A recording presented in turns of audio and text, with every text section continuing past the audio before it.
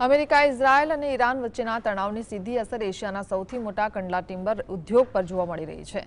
વૈશ્વિક અશાંતિના કારણે દરિયાઈ માર્ગો જોખમી બનતા કન્ટેનર ભાડામાં 4 થી 5 ગણો વધારો ઝીંકાયો છે, જેનાથી ઉદ્યોગને 500 કરોડથી વધુનું નુકસાન થવાનો અંદાજ છે। દુબઈના પોર્ટ પર મોટી સંખ્યામાં કન્ટેનરો ફસાઈ જતા સપ્લાય ચેઇન ખોરવાય છે।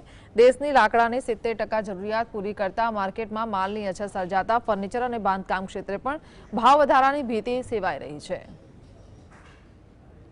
इस नुकसान की कोई सीमा नहीं है। तो क्या ऐसी परिस्थिति में नुकसान तो होना ही है, कोई क्या कर सकता है।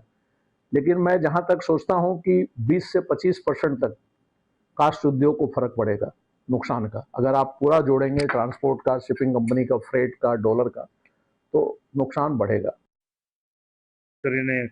જે ફ્રેટ વધી ગયા છે, સામે કિંમત પણ વધી ગઈ છે અને ડોલરની અંદર જે 90નો ડોલર હતો અત્યારે 94-95 પહોંચી ગયો। આગળ જતાં એલસીના પેમેન્ટ હોય અને એનો કેટલો વધી જશે એની કોઈ ગેરંટી નહીં। એટલે મિનિમમ 20 થી 25% ભાવ વધારો ટિમ્બર ઉપર આવી જશે।